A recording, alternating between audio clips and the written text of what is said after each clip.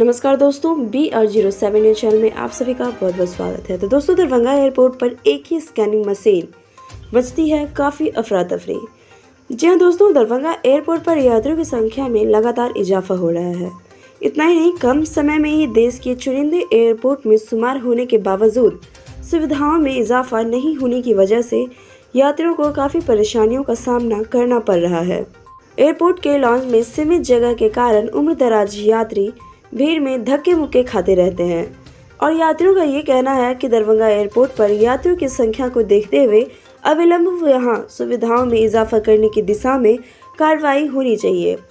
Darbhanga airport से 30 नवंबर को 16 विमानों से 2581 यात्रियों ने आगमन व प्रस्थान किया था। वहीं 1 दिसंबर की अगर बात करें तो 1 दिसंबर को यात्रियों की संख्या 2614 रही। 2 दिसंबर को ये संख्या 2551 रही। इतनी ही संख्या के सामने वहां के लॉन्च काफ़ी छोटे पड़ गए थे। यहां के सफ़र करने वाले कई यात्रियों का कहना है कि फ्लाइट के वक्त यहां बस स्टैंड से भी बदतर हाल हो जाती है।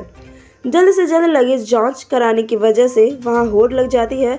फ्लाइट छूटने से डर से कई यात्रियों की धड़कनें तक बढ़ जाती है। आने जाने वाले अधिकतर विमानों में फुल कैपेसिटी रहने के बावजूद दरभंगा एयरपोर्ट पर एक ही लगेज स्कैनिंग मशीन की व्यवस्था रहने से यात्रियों की सबसे ज्यादा परेशानी होती रहती है। यात्रियों को सबसे ज्यादा परेशानियों का सामना करना पड़ता है।